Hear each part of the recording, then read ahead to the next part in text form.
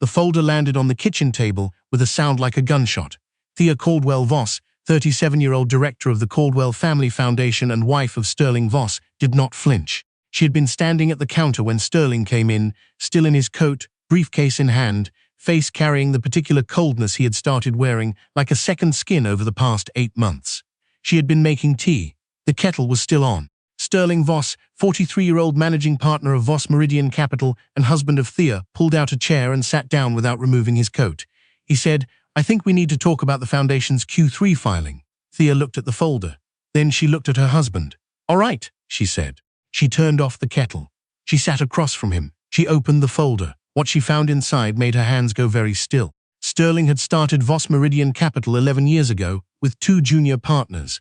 A borrowed office on King Street West in Toronto, and Thea's inheritance from her grandmother, $240,000, which she had offered without conditions and without hesitation because she believed in him the way you believe in something you have chosen with your whole self. She had been 26. He had been 32. They had been married for 1 year and 4 months. She remembered the night he told her his plan. They were sitting on the floor of their apartment in Leslieville because they didn't have a couch yet, eating takeout from the Thai place on Queen. And Sterling had spread pages of projections across the hardwood and talked for 3 hours without stopping. She had asked questions. He had answered them. She had seen somewhere inside those numbers and that voice something real. She signed over the money the following Tuesday. Voss Meridian grew. Slowly at first, then not slowly at all. Sterling had a gift for reading what institutional clients needed before they knew they needed it, and within 4 years the firm had moved to Bay Street, had taken on 7 additional partners, and had placed Sterling on the shortlist for every business award the Toronto Financial District handed out with any regularity. He was profiled in the Globe. He was photographed at galas. He wore suits that cost more than their first car.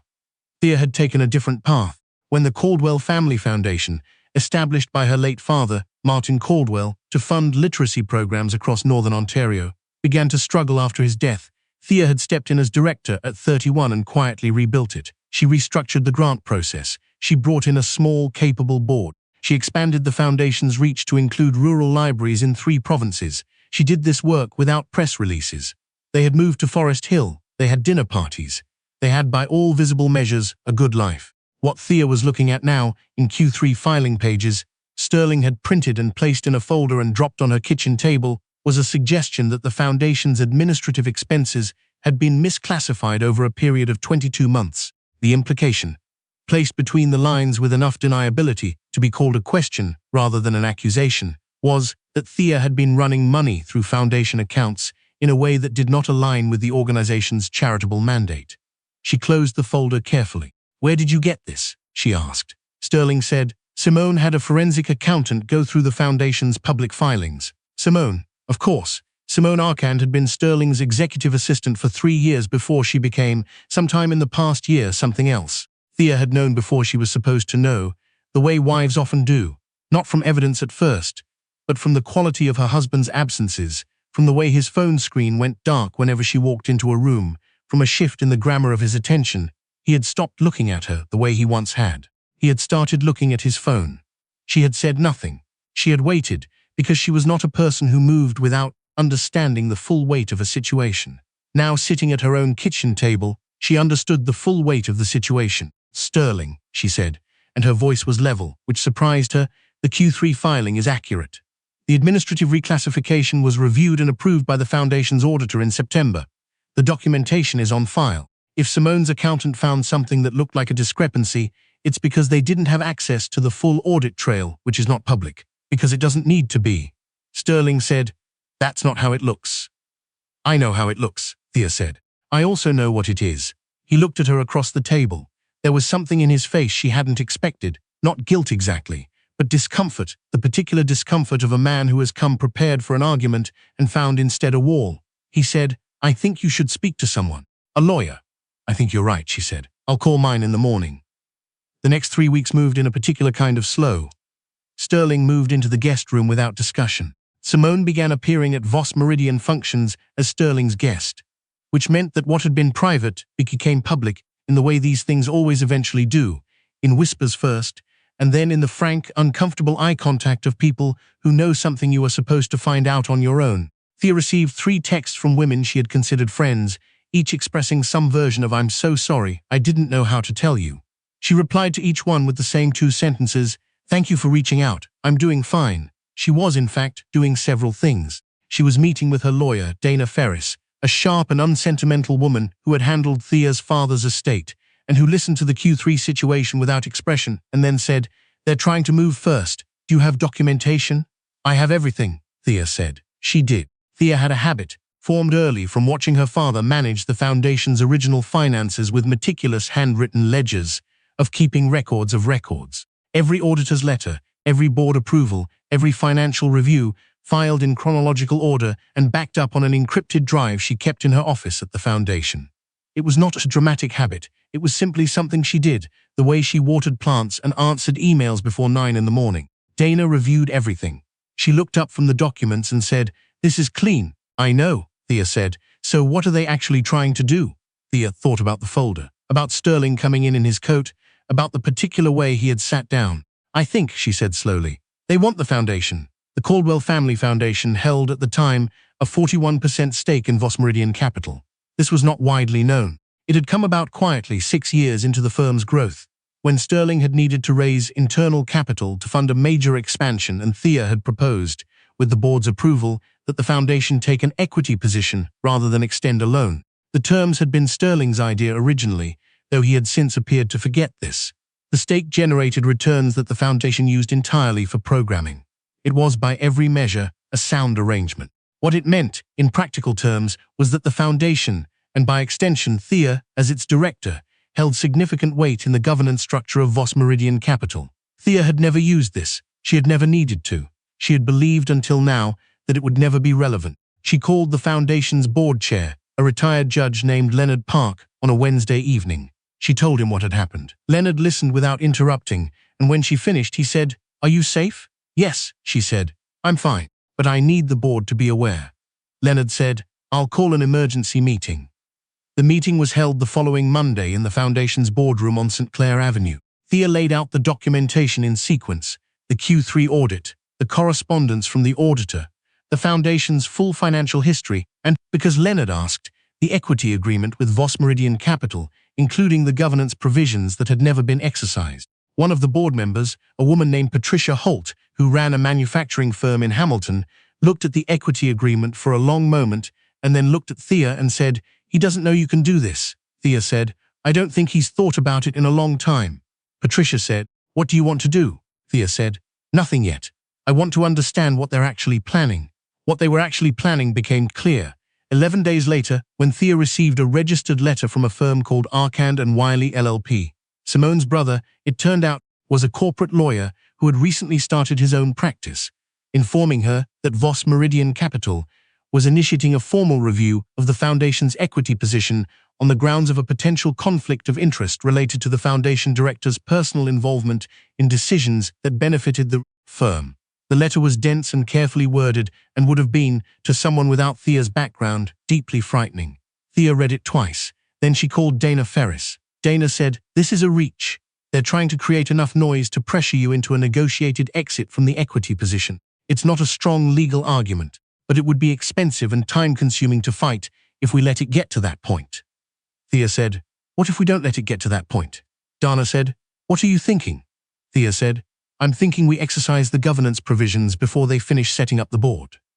There was a pause on the line. Dana said, "Thea, if you do that." "I know," Thea said. "I know what it means." The governance provisions in the equity agreement were, in the words of the document, seldom invoked and consequential in nature. They had been drafted by a corporate lawyer Thea's father had used for 30 years, a man named Eustace Marlowe, who had the reputation of writing agreements the way a mathematician writes proofs, tightly, with no excess, and with the kind of precision that only becomes apparent when you actually try to push against it. The provisions stated that in the event of a material dispute between the foundation and Voss Meridian Capital's managing partners that could not be resolved through standard mediation channels, the foundation had the right to call a governance review of the firm's executive structure. This review would be conducted by an independent panel and could result in changes to the firm's senior leadership. It was, in short, a provision that had been written to protect the foundation from exactly the kind of situation Thea was now in. She had not thought about it in 6 years. She had not thought about it because she had not imagined needing it. She thought about it now. She thought about Sterling dropping the folder on the table. She thought about Simone's brother's letter. She thought about the way Sterling had looked at her across the kitchen and said, "That's not how it looks," as though how things looked were the thing that mattered, as though what Thea had built and tended and documented for years could be undone by a printed page and a cold face. She thought about her grandmother's money, given to a man she had loved, used to build something that was now being used against her. She called Dana and said, "Let's do it." The governance review was filed on a Friday. Dana served the notice to Voss Meridian Capital's corporate office on Street at 2 in the afternoon. By 4, Thea's phone was ringing, Sterling's name on the screen. She let it go to voicemail. Then again, then a third time. He showed up at the house that evening. He still had his key. He stood in the front hall and said, "You cannot be serious." Thea was sitting in the living room. She had a cup of tea. She did not stand up. She said, "I'm serious. This will destroy the firm," he said. "It won't," she said. "A governance review is a process. The outcome depends on what the review finds. If the firm's executive structure is sound, the review will confirm that. You have nothing to worry about if everything is in order." She let that sit for a moment. Sterling said, "You know what this looks like." "I know what it is," Thea said. "That's the distinction I keep coming back to." He looked at her, genuinely looked at her, maybe for the first time in 8 months, and she watched something move behind his eyes that might have been, if she were being generous, something close to understanding. He said, "I didn't think you'd do this." She said, "I know you didn't." The review took 7 weeks. It was conducted by a 3-person panel that included a governance specialist from Ottawa, a former securities regulator, and a retired partner from a competing Bay Street firm. They requested documentation. They reviewed the foundation's equity position, the governance history, the financial records of Voss Meridian Capital going back to its founding, and the Q3 filing that had started all of this. They also, in the course of their review, found something that Thea had not known was there. In the firm's internal records, not the public filings, the internal records, there was a pattern of expense reclassifications that bore a striking resemblance to the accusations Sterling had leveled at Thea's foundation. Vendor payments with unclear purposes, budget lines that didn't match signed contracts, a series of executive expenditures that had been approved by a single signatory, Sterling, and run through a subsidiary that existed as far as the panel could determine, primarily on paper. The panel's report was 83 pages. Thea read all of it. The executive summary used language that was measured and precise in the way that devastating documents often are. It concluded that the foundation's equity position was entirely valid, that the Q3 filing contained no irregularities, and that the governance concerns raised by Voss Meridian Capital's managing partners were, in the panel's assessment, without merit.